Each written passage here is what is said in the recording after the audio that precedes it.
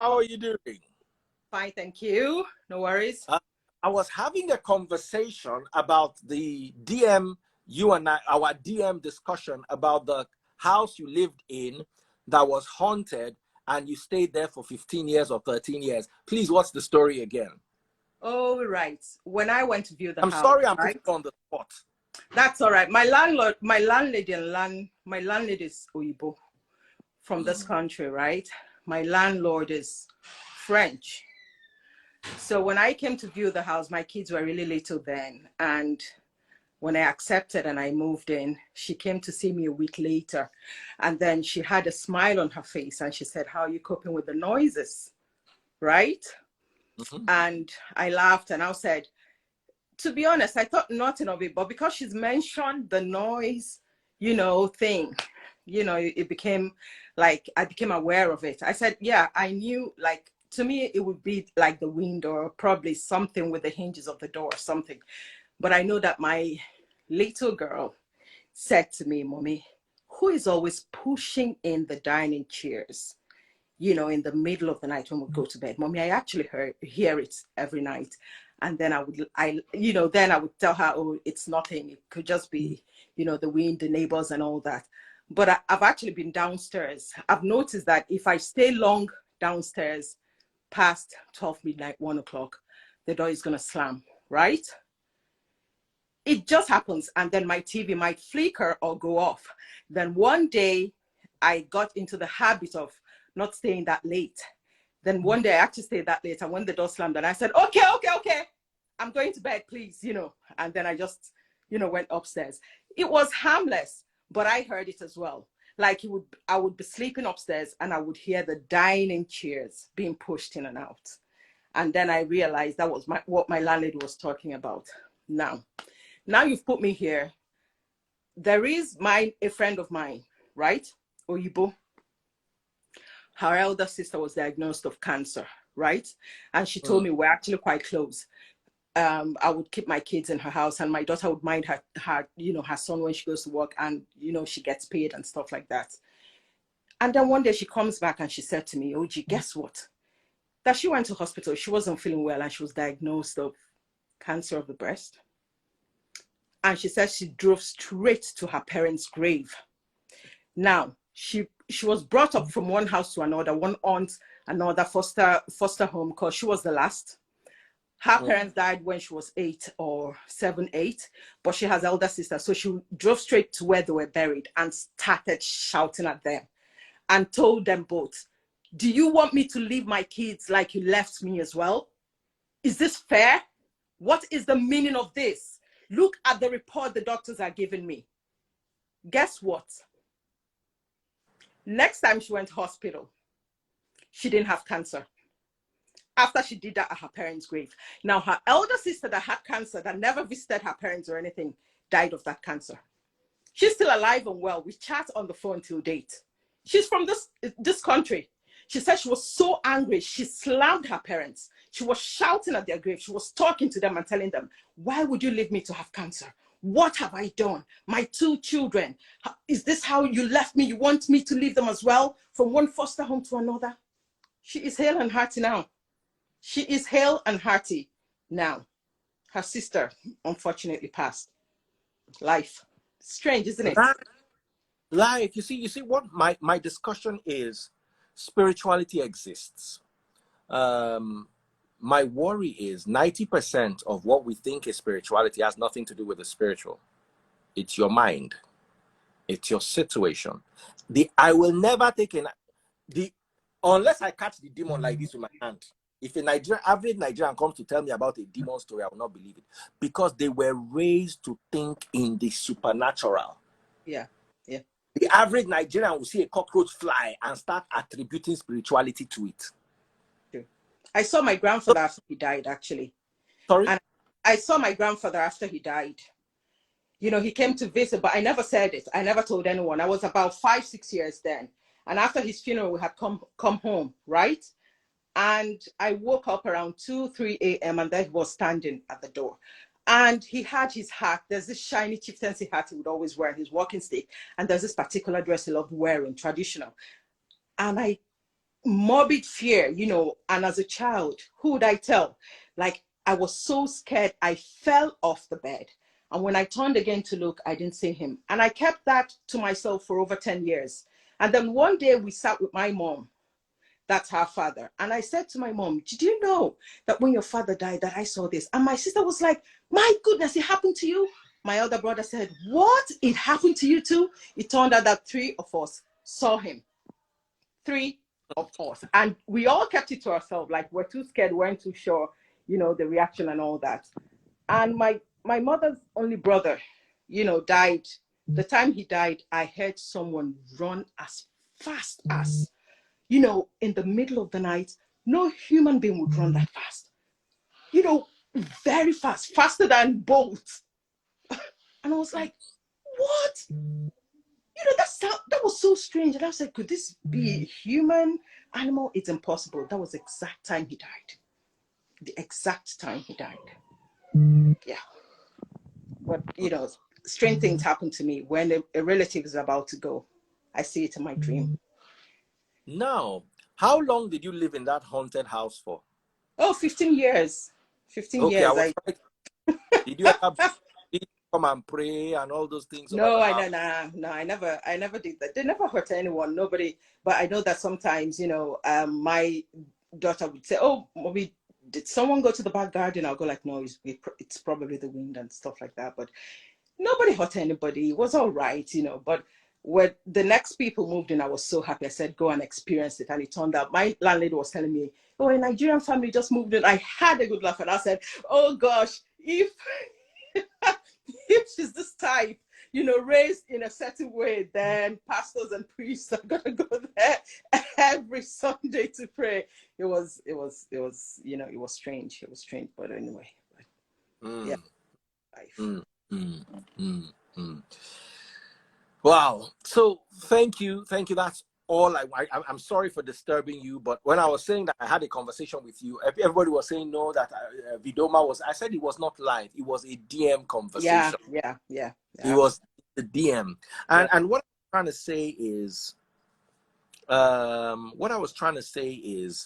a lot of people. Where are you? Ireland. We are coming for a Free Nation service in the UK. Oh, keep me posted. I'll send you the date. Once I get off this live, I will send you the date. Oh, absolutely. I'll be there. Absolutely, yeah. So another person. I want to bring somebody else live. Don't worry, you can stay. Once I get off, can I go? Date. Do you want to go? You want to stay fine? Yeah. You have to. Yes. Yeah. Okay. Let me just quickly send you a DM. Hey, some people want to just check their WhatsApp now. It's always loud music and all sorts of buffoonery. And only 2 people are watching them anyway, so I wonder why. So let me send you, oh my goodness, the address. I'm sending you the date. Okay.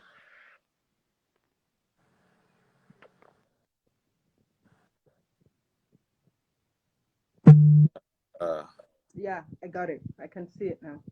Yeah. Don't announce it publicly for security reasons. We're trying to vet. It's going to be a small gathering, max 50 people. Okay. And I would love it. Oh, I definitely would be there. That's fine. All right, sis. All right. Take care and God bless. Thank you. Bye-bye. Bye.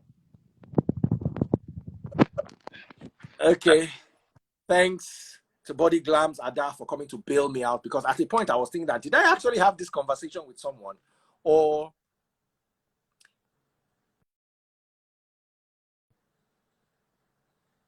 my mind is playing tricks on me. Let me add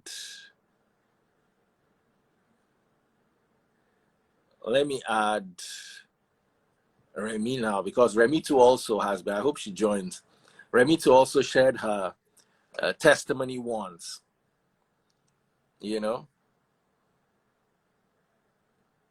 Someone said people that are lazy to pray say then they hear spirit. As in, spirit they going on, you they pray. Now your prayer will bring the spirit, make you come conk you. Waiting no concern you, leave them. Hey, my Hi, Daddy, please. Sorry, I'm in my house coat. uh-huh. So, how are you doing? I'm good though. So tell me that your story of where you met a ghost and you fed the ghost. Ha, dear. 2 seconds. So, right, this was back in Nigeria, in Ibadan. My, Ibadan, okay. my, That's my yes, in Ibadan. My friend's younger sister, she met this guy in Ibadan Polytechnic. So they were dating, and then she told me about him because we were quite close. She said, they turned that down. So she said, oh, that she met this guy and that she likes him. He's a quiet guy, blah, blah, blah. I said, okay, that she should bring him, so that I can, know him and all of that. So she brought him to my house. So the guy was just like sitting down there, not saying anything. He had, his face was just blank, DF, no emotions, nothing. He just sat down, not watching the TV, not saying anything. I asked if he was hungry. He said yes. I gave him food. He was just eating it like, he was eating like sawdust or something. Meanwhile, my friend's sister was like, oh, Auntie Remy, can I have another plate? Blah, blah, blah. She went to the kitchen. She ate. He just ate the food, dropped the plate, drank water, and didn't say anything. Doesn't speak unless you ask him a question. Do you know what I mean? So, he just sat there just looking. So I tapped my friend's sister. I said, this guy is weird. Are you sure he's all right? She said, he just doesn't talk too much. And she did, the talking, most of the talking, because I didn't want him to give me just one answer, because I wasn't asking him close questions like, how are you? Fine. I wanted to actually have a conversation with him, but he just wasn't ready. He just sat down there like that and was just staring at the wall. Okay. So later I decided to follow the my friend's sister too. I don't want to mention her name, to follow her to Poly Ibadan, because then my house was Bodija, and Bodija is not far from Poly Ibadan. So the guy had this, I don't know if you know this car, this Honda Accord, that small one, that really small car. So we entered. I sat at the back. The girl and my friend's sister sat in front, and he was driving. DF, if you see the way he drove, hey, I was screaming. Like he drove like he had nothing to lose. Do you know what I mean? I was screaming. I said, ah. And then I called the girl's name. I said, because the guy was not responding to me. I was telling him to, slow down. He just wasn't saying anything. He was just driving like that. And then the girl said, Auntie, calm down. It's all right. That's how he drives. I said, this guy doesn't talk. He drives like he has a death wish. He doesn't even respond to anything. So anyway, we got to Ibadan Poly. I remember she was supposed to pick up something from school. So we got there. She came down from the car. Then it was just the guy and I in the car. And I tried to talk to him. He wasn't saying anything. He just sat down there like this. No expressions on his face. He smiled. He didn't show anger, nothing. I said, man, this is weird. Anyway, so that was how I met him. So I think weeks after, I ran into my friend's sister again, and then I asked, I said, how is your boyfriend? She said, Auntie, please don't ask me. She looked really scared. She was in tears. She said I shouldn't bring it up, because her mom was there, and mom had just arrived from the UK then. So our mom was in the car with us. We were in the car that day. I can't remember where we were going, but people were with us. So she didn't want me to bring it up. So she said, we'll talk about it later. So when we got to theirs, I then asked, I said, what happened to that guy? Don't tell me that you people have broken up already. She said, that's a guy in Poly Ibadan just called her one day and said, please come, I need to talk to you about your boyfriend. And she said, okay, what about him? And then she told me that the guy said to her that her boyfriend is already dead, that he died like 2 or 3 months ago. That was just about the time they met. She said, are you serious? And he said, yes, that he died, that the guy is based in either Kaduna, but came to Ibadan to school in Ibadan Poly and has a younger sister. So that they are just two. He's the first child. So he died in an accident with that same car that we were in, you know. So I said, really? So she didn't believe the guy. She said, no, it's a lie. That, what do you mean? So she said, well, this person told her that he has been seeing them together, but that he didn't want to believe it too. That he's also based in Kaduna and that they live on the same street. That he will, when he travels, he will go and bring the guy's obituary, you know, that thing they stick on the wall in Nigeria, and show it to her as proof. How? So she said, after about a week or two, he then brought the obituary. She told him where her department was. And she said she saw the obituary with her own eyes. That was when she believed. And because of that, she refused to go to school. So for like a month, she didn't go to school. She was at home because she did not want the guy to know, you know, that she's aware that he's dead. I said, oh my God. So I started getting worried too that, oh my God, you've brought a ghost to my house and I fed him, you know? So anyway, so she said, then he came to look for her at home.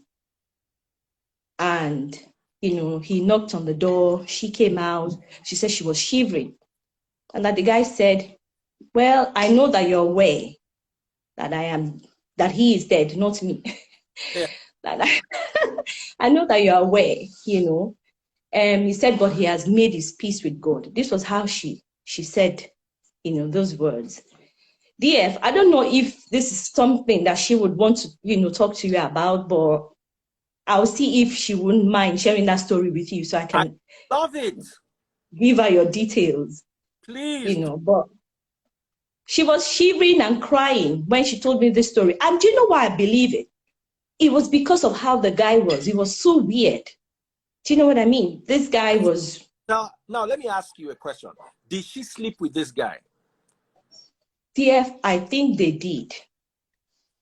And you know what? She said that the guy disappeared in front of her after saying that he has made his peace with God and that he did not come to hurt her, that he does not intend to hurt her, that but that now he's leaving because she's aware and other people are aware too. So she said that right in front of her, he disappeared in front of her. And she refused to tell her family members this story, but told me. We were quite close anyway, so but she was able to tell me this story, that he disappeared in front of her. And because of that, she refused to go to school. I think she lost a semester in Ibadan Poly then. Yeah. Wow. Mm-hmm. Wow. All right, guys. I need to go because I'm still coming back a little later, and we're gonna have a lot more of conversations. This was supposed to be a sermon. Thank you so much, Remy. This was eye-opening. Thank you, dear. Guys, do not forget, we're having our November live service in the UK, Free Nation live service in the UK. The last time I came, some church members had to contribute to buy tickets for Taste Buds and I get the venue and all. But this time I have my own tickets. We've gotten a venue. We've even gotten small chops. But there's so many other things we would like to have, like wine and all those other things. So if you're moved to support us, we've done everything. If right now, if we don't have anything, it's just that you will come and you don't have wine. So we have to do our communion with water because there's no wine. But we have a venue and we have small chops. But if you, I'm not talking to you, Remy, directly, so it's not you, it's people here. If you want to support our service, because you know we don't collect tithe, we don't collect offering, we don't collect seeds and all those things, please indicate by sending me a DM, or you can reach out to Simply Vic. We already have a few people who have joined us. Someone says, I don't want to believe, but anything is possible.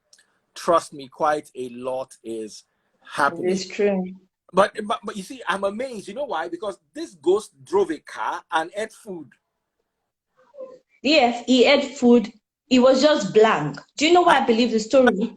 Because he drove, that phrase, he drove without fear. Like he had nothing to lose. Do you get what I mean? Like, well, if there was an accident, if it happened, he wouldn't die again. I was screaming, I was frightened. Do you know what I mean? I was like tapping him, like, guy, please calm down. That's too much. But he didn't care. He didn't even like shake, he didn't move. And then we never saw him again. Because if it was a prank, why will he abandon his studies and then disappear? Because she never saw him again. I remember what the guy looks like. Exactly. It is true. And my ghost house story, I haven't even finished that one. The heavy footsteps. Don't worry. We're going to talk about that later tonight. I don't want you to exhaust It's it. true. Just that. Two things, guys. If you're in, someone said, how much is the wine? The venue we're using is a restaurant, so we can't bring drinks in. We can only buy drinks there. So I will try to find out the price of the bottles of wine. We need maybe at least one per table, and if we're 50, we'll probably need maybe 10 bottles, so 5 people to 1 bottle, so nobody drinks too much. So whatever it is you feel like contributing towards this, please reach out to Simply Vic, at Simply Vic is here, or send me a DM directly. I will refer you to an account in the UK that you can pay to support us. Remember, Christ Ministry was supported. Some people say that the fees are collecting tithe. We're not collecting tithe. We've paid for the venue. We've sorted the venue. We've sorted the food. We've sorted. Are you not supposed to pay for my ticket? You want to see me one-on-one, and all you have to do is drive down to a venue at your convenience in the UK. And you are now complaining that we said we need people. If you don't bring ₦1, you come there, we'll use water to do Holy Communion, and nobody will die. We'll be all right. It's what we can afford. You understand? But we'll make sure we host you. We already have a venue, and we already have small chops for you. So, but the only thing is, I don't want disruptive people. People will come and start giving us stress. So you're going to have to send me a DM. There was one guy that I blocked. I saw him in the group. I just used stand and removed him. All those troublesome people that want to come and cause arguments and no need. You understand? So that is about it. Please do support us. Free Nation Church. We're having a church service in the UK in the month of November. If you're interested, the date will be communicated to you via DM. Now, I want you to tell you about Taste Buds NG. Taste Buds NG can cater to your needs. Why don't you call the customer care WhatsApp line +234 909 644 8433 +234 909 644 8433. WhatsApp only. That is the customer care line. Taste Buds caters for parties, events, office gatherings. They can deliver takeaway packs to your office, 50, 100. Taste Buds as a company can cook a whole cow. They have the resources, the machinery, the equipment, the staff to cook 2 cows at the same time, as in the 2 cows will be cooking at the same time. And so I think she can easily cater to 1,500 people, even more. So if you're interested, you can reach out to @TasteBudsNG and patronize their services. That's the only way you can support me. I don't ask people for tithe and offering, but you can support Taste Buds NG. It is very relieving to know that I have people. And those of you abroad, you can also order food from Taste Buds NG. You can order, let me pin the number.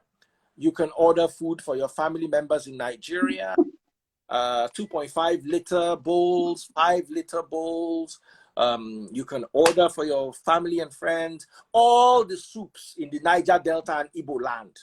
Ofe Nsala, which one again? Bitter leaf, Edikai Kong, Afang, Banga. One of my favorite of all time is Banga with catfish. Taste Buds Banga is amazing. She also does Oyinbo people's food like steak. After last week's Sunday steak, I drove her to the supermarket and ordered premium steak that you cannot get on the shelf. You have to place an order. So luckily it came during the week. So that's what I'm having for lunch tomorrow after the Free Nation service. God I preserve. am jealous. Oh, and it's going to be so nice and rare. She's the only person that knows how to make rare steak, and you will enjoy it.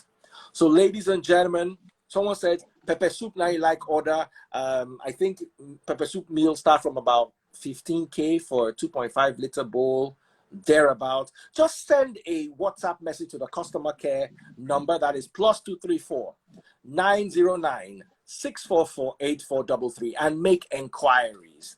All right. Once again, the number is, take down the number wherever you are. YouTube people, hey, we know they see your hand, those Stinjos. +234 909 644 8433. Send a WhatsApp number. Someone said, can they bring food to the venue? Nope. We're not traveling with any food from Nigeria. So if you want to order, order in Nigeria, but only Lagos. For now, only Lagos. No Abuja, only Lagos. You can order from the USA for somebody in Lagos, but not to the USA. All right? Facebook people, 250 of you watching. Stinjo. YouTube people, Stinjo Square, Stinjo Pro Max. Now only Instagram people, they bring out money. All right, guys, lovely, lovely hanging out with you. Ada Blessing, my darling. Instagram handle is @TasteBudsNG, but it's better you send the customer care a WhatsApp because the customer care would respond to you faster than she would respond on Instagram. On Instagram, it's @TasteBudsNG. You could still give that a try if that's what's close to you, but if you want prompt response, please send a WhatsApp message. WhatsApp, don't call. WhatsApp +234 909 644 8433. The number again +234 909 644 8433. Do send a WhatsApp message now. Okay, that is the number. All right. You see something like this when you get to the WhatsApp page. Okay.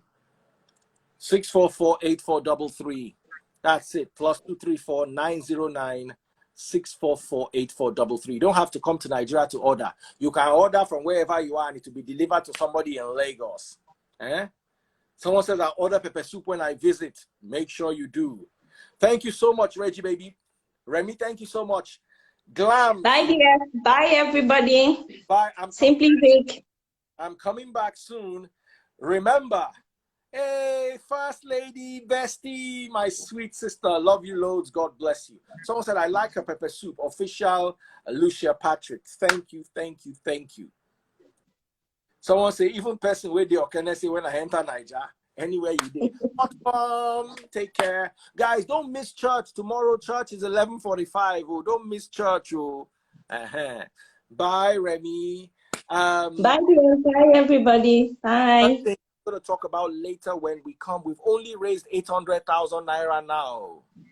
805,000 naira, thereabout. That lady, the lady with the hole in her thigh where you can bone that survived an acid attack. These guys, we need your contributions, please.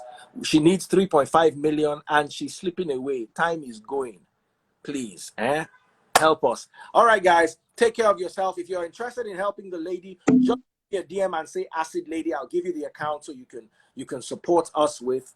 I'll be very grateful for that. Take care. See you guys later. Love you loads. Bye. Bye, everyone. Bye. Bye.